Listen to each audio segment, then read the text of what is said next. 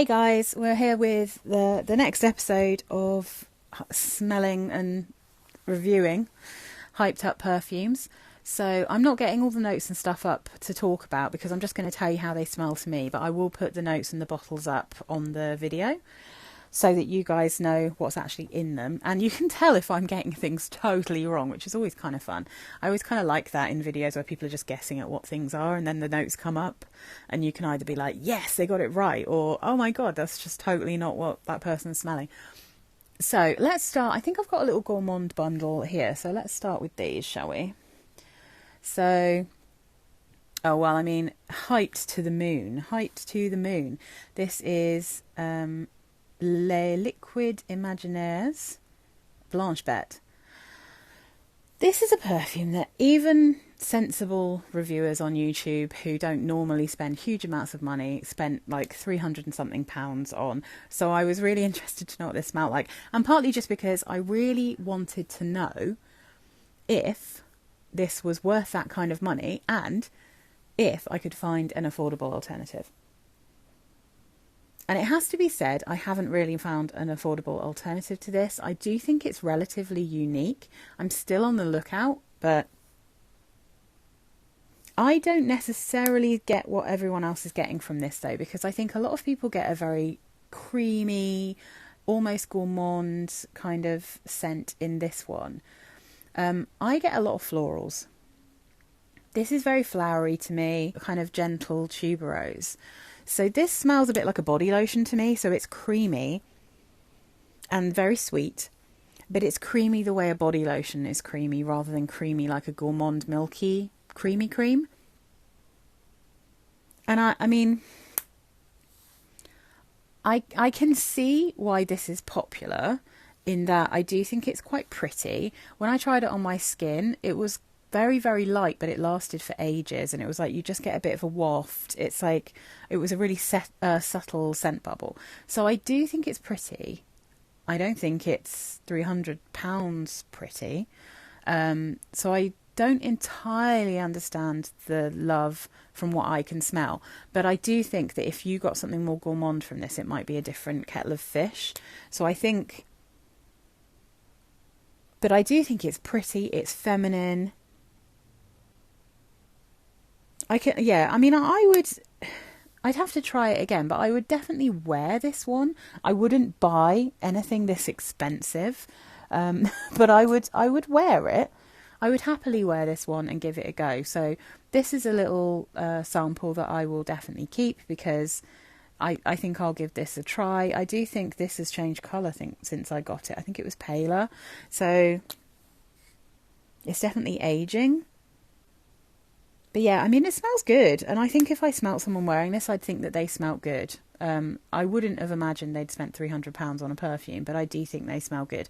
And it does, I mean, you know, comparing it to white tea, for me, it's like a much sweeter version of that kind of feel, like a clean, crisp white shirt, kind of ladylike scent. But this one is a little bit more youthful, maybe, because it's quite sugary.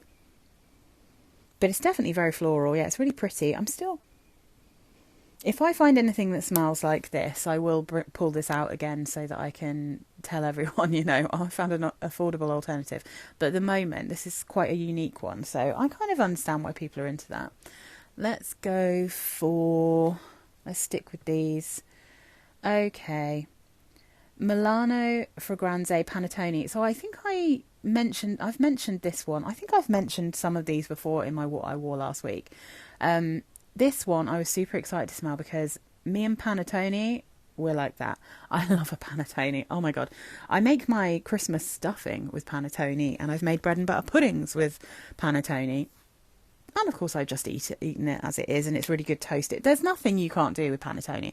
I love Christmas rolling around because I will always buy myself a big panettone.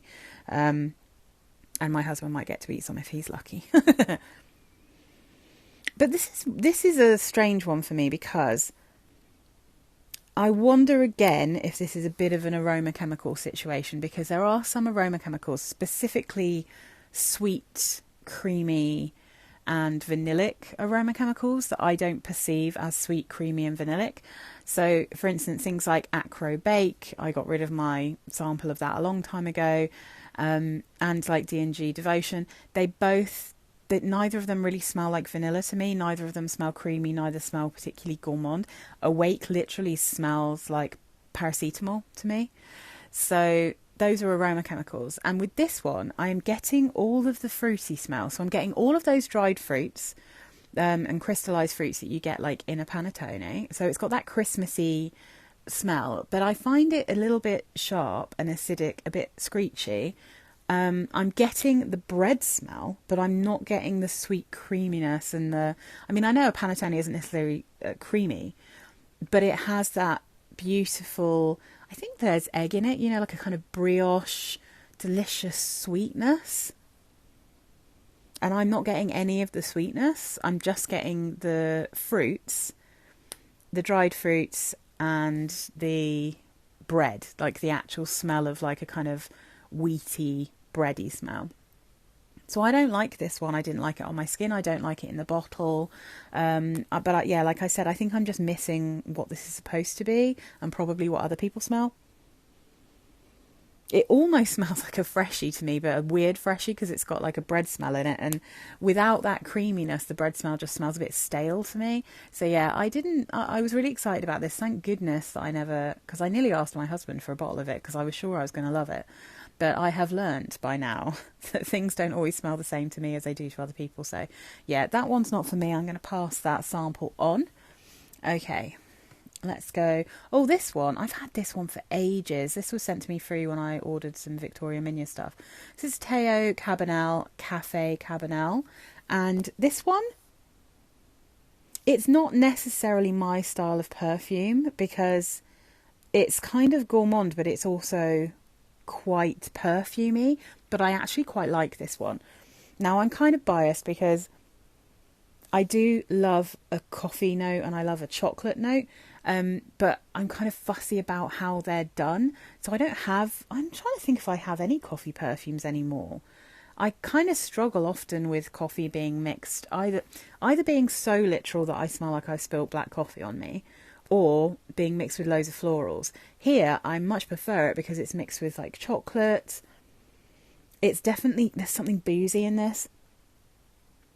I would guess it's rum. And I feel like because this has a perfumey feel to it, it's probably got florals in as well. But it's also got like, it's kind of, am I getting some kind of spice, like maybe chili pepper or something?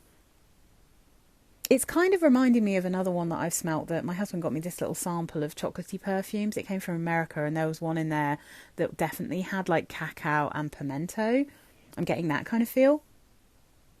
If I remember correctly, they actually smell quite similar.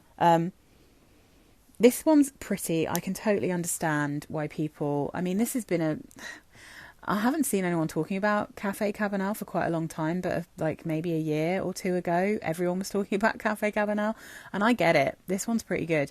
This is one that I've had for ages and I haven't really paid any attention to it, but I am going to try this one on my skin when it's cold. There's no way I could wear this at any other time of year. But I was worried that this one was going to be like tarry, full of that aroma chemical, because I think I was mixing Teao Cabanel up with Montal. No, I think this one's nice. I'm going to try this one. It's not thick and creamy. It is like black coffee, dark chocolate, booze, and spice.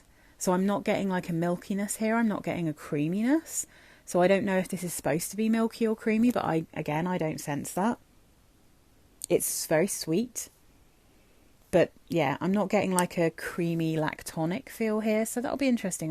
When I'm editing this, I'll see now if there's any lactonic notes in this. But yeah, that one's staying with me. That one's pretty cool. All right, what else have we got here? Ooh, Prada Candy. So I got this one to compare to a perfume I have from Corrèze called Black Sugar.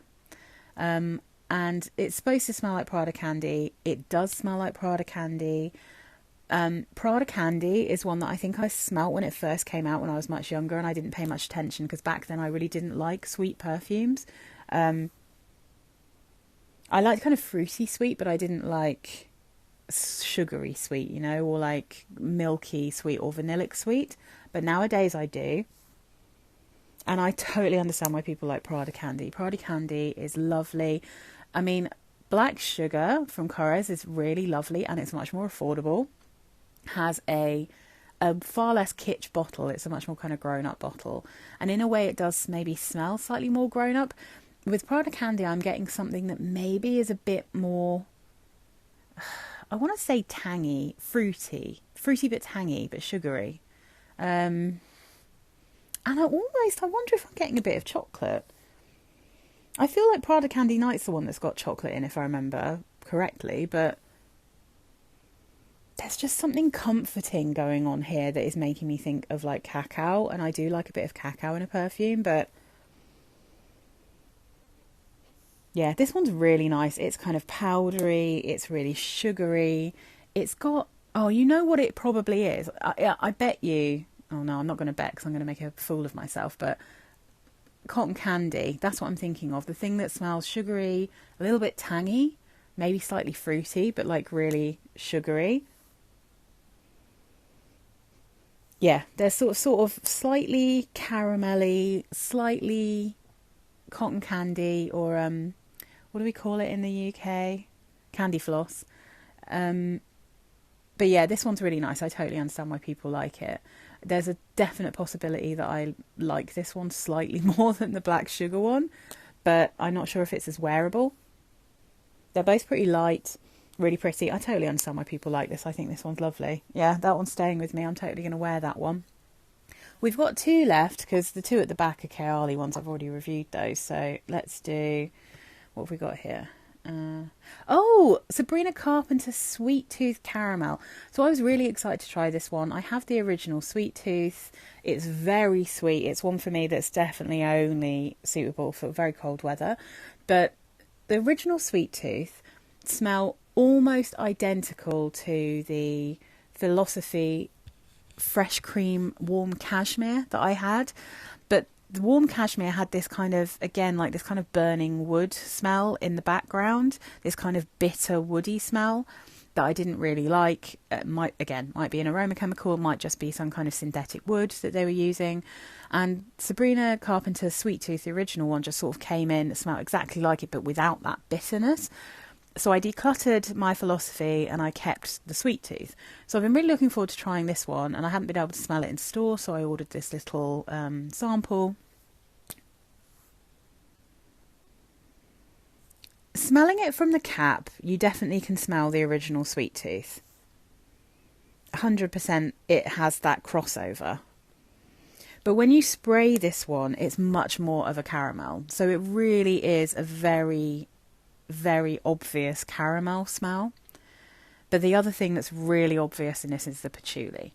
And, you know, I saw someone reviewing this on Fragrantica who was saying that people shouldn't buy a perfume with patchouli in and then complain there's patchouli in it. But there are, you know, if people like me who don't really like patchouli never bought perfumes that have patchouli in as a note, we would not have very many options because patchouli's in a lot of stuff. And, you know, the intensity of that patchouli and the kind of style of that patchouli massively affects how something smells. So I have loads of perfumes that have patchouli in, and most of them don't bother me at all. The ones that bother me, I either declutter or I just don't buy them.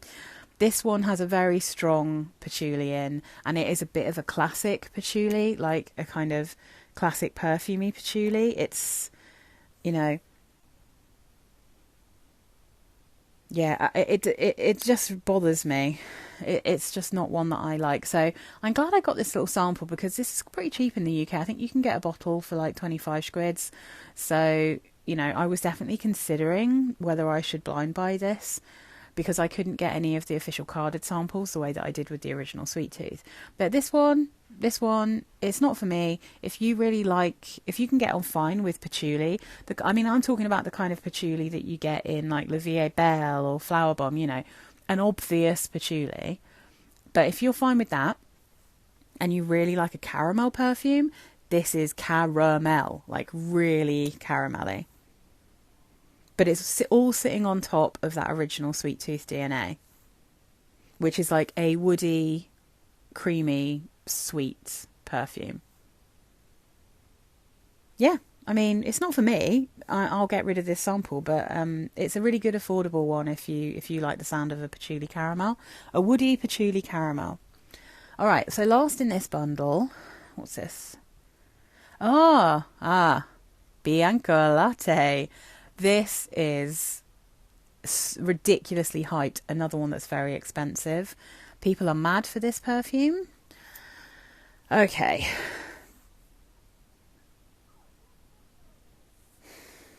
It's a sort of creamy vanilla as far as I can tell. It reminds me of the lait perfumes, like lait de biscuit and lait concentré from Chopard. I've got a video on those, and in that video I have alternatives to those perfumes that are more affordable, that kind of smell kind of similar. And this really reminds me, I think it's maybe lait concentré. Is it? No, maybe it's lait de biscuit, because that one I was expecting to smell biscuity, and in a way it smelled less biscuity than some of the others, but it has a sort of creamy, almost like a UHT creamy smell to it. It's very sugary, it's very sweet. Again, I can see why people like it. I can't see why people spend this kind of money on it. It reminds me quite a lot of the old H&M vanilla they used to do. And also, actually, even more so, it reminds me of a perfume that I have that's made for children called Malaysia Bonbons. It's an EDT, and it's called Milk Cake. And it pretty much smells like this. It's maybe not as refined. It maybe smells a little bit less expensive, but it is less expensive. It's like less than £10.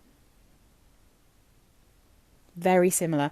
This also is really reminding me of a less chocolatey version of my Al Nuaim chocolate musk.